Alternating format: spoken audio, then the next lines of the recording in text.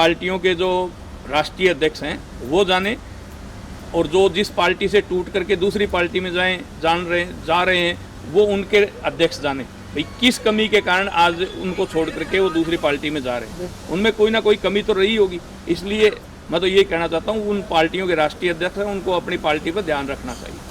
ठीक है।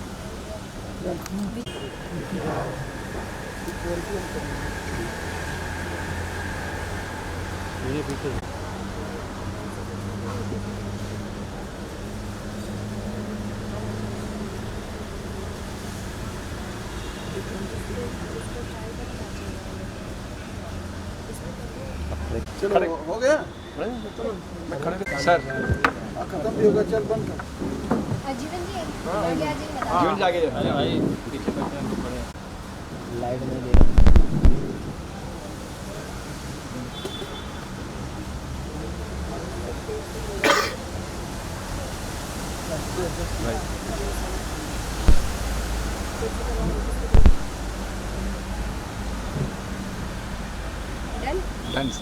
Thank you, धन्यवाद। से मिले थे, किस विषय पे चर्चा हुई, कोई खास विषय था कि आप जयपुर से मुंबई उनसे मुलाकात के लिए पहुंच चुके? देखो कल सीएम साहब से मुलाकात हुई उनके रेजिडेंस में वर्षा हाउस में, और वहाँ बैठ के काफ़ी सकारात्मक बातें रही।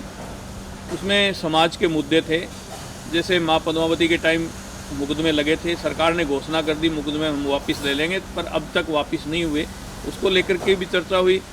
जो EWS आरक्षण श्री राष्ट्रीय राजपूत करनी सेना ने लड़ाई लड़ करके पूरे भारत में जो सवर्णों को आरक्षण दिलाने का काम किया, जिसमें 14 जातियाँ आती हैं मुख्य रूप से, जिसमें राजपूत, ब्राह्मण, बनिया, शेख, सैयद और कायस्थ, सिंधी, ये काफ़ी पठान ये जातियाँ आती हैं।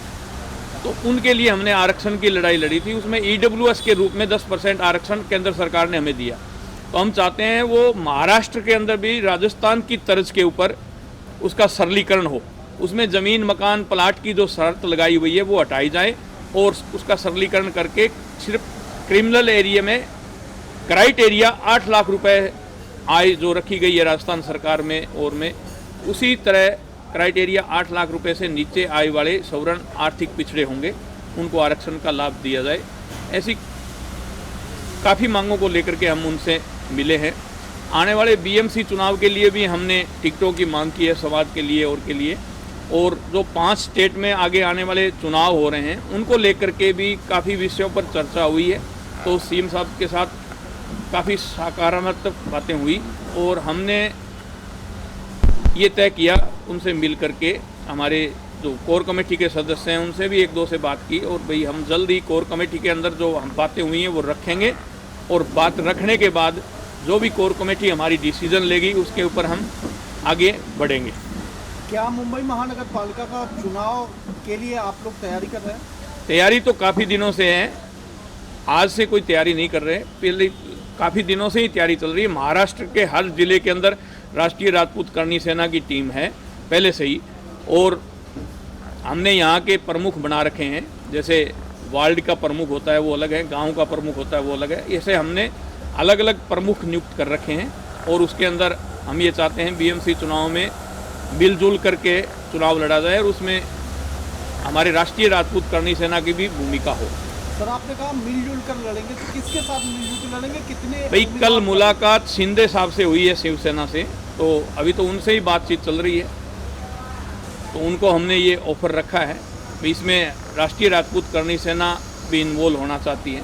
अगर आपकी पार्टी चाहे, आप चाहो, तो हम इस पर विचार विमर्श करेंगे। कितने उम्मीदवार होंगे और क्या मुद्दे रहेंगे सर? देखो मुद्दे तो भ्रष्टाचार, राष्ट्रवादता, और देश की राष्ट्रवादता के लिए ही करनी सेना जानी जाती है। और जहां गाय के ऊपर आँच आती है, कहीं भी गरीब बहन बेटी पर आँच आती है, कहीं भी मंदिर पर आँच आती है, या इस देश के नागरिक पे आँच आती है, वहाँ करनी सेना हमेशा लड़ती रही है। इतिहास संरक्षण के लिए भी हम लोग लड़ते रहे, चाहे फिल्मों के अंदर इतिहास के साथ तोड़ मरोड़ करके प्रस्तुत किया जाए, तो वहाँ भी हम लोग हमेशा डट करके उनका मुकाबला किया है, और आगे भी करते रहेंगे। ऐसे काफ़ी मुद्दों को लेकर के हम लोगों ने, जो माँ पद्मावती के टाइम मुकदमे दर्ज हुए थे, उन पर भी मैंने ज़्यादा प्रकाश डाला है, क्योंकि वो तारीखों पर युवाओं को जाना पड़ता है। होना जाना उसमें कुछ नहीं, पर टाइम वेस्ट होता है। तो इसलिए सरकार ने घोषणा कर दी, तो वो इनको वापस ले लेना चाहिए। क्या मुख्यमंत्री साहब की तरफ से कोई पहल की गई जो मुकदमे लगाए गए हैं?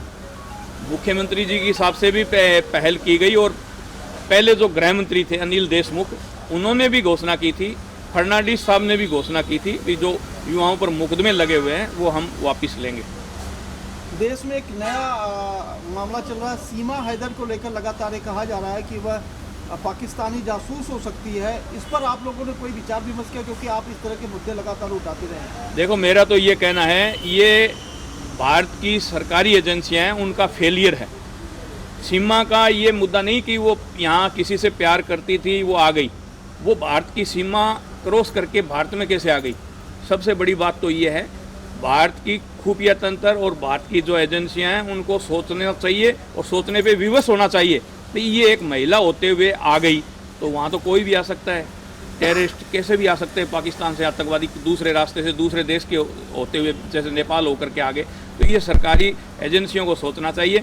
मैं तो ये कहना चाहता हूँ, उसको 4 बच्चे पैदा करने के बाद प्यार उमड़ा, और वो भी ये भारत के एक लड़के से।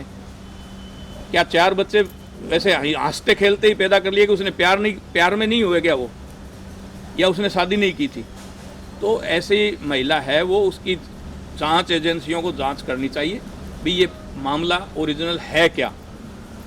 करनी सेना की क्या भूमिका रहेगी इस मामले में? करनी सेना की क्या भूमिका रहेगी? करनी सेना की तो यही भूमिका है कि जो जांच एजेंसियां हैं उनको सतर्क किया जाए, और जो बॉर्डर के ऊपर लीकेज है उसको बंद किया जाए, और आने वाले समय में ऐसे जो सोशल मीडिया के ऊपर जो विदेशों से नेटवर्क जुड़े हुए हैं, जो हमारे दुश्मन देश हैं, उनसे जो नेटवर्क में जो लोग जुड़े हुए हैं उन पर नज़र रखें।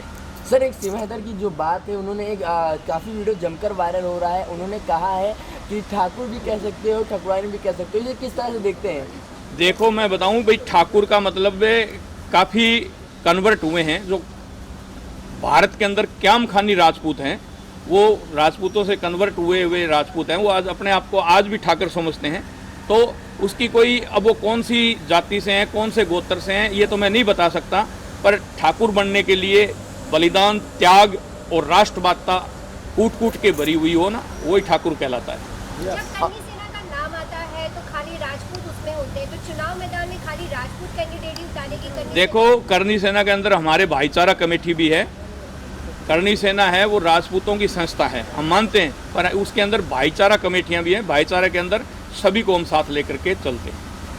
सर, और जो है चंद्रशेखर रावण जो है, जिसको जो है एक बार होता है, उनको फिर से जो है मतलब जो राजपूत को टारगेट किया जा रहा है। इसके पहले अमेठी के विमलेश सिंह को उन्होंने हुआ था, उसका उनके परिवार को टारगेट किया जा रहा है चंद्रशेखर रावण के जरिए। तो किस तरह से देखते हैं जब राजपूत को जो है टारगेट करने के बाद उनके परिवार को? देखो, ये टारगेट कोई किसी को भी कर सकता है।